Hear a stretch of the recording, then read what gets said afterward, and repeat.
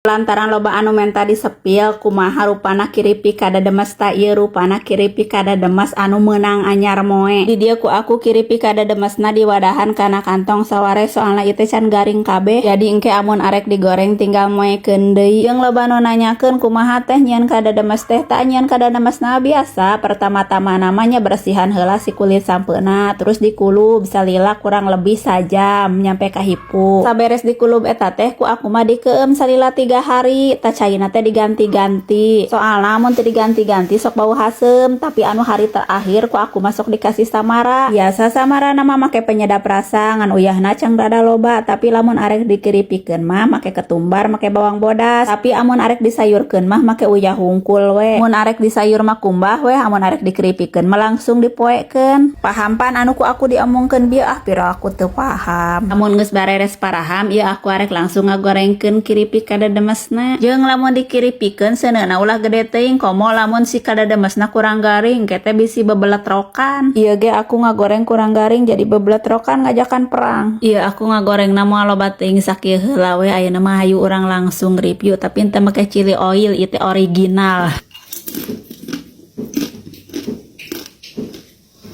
Masa gadung apa aneh yang gadung tuh.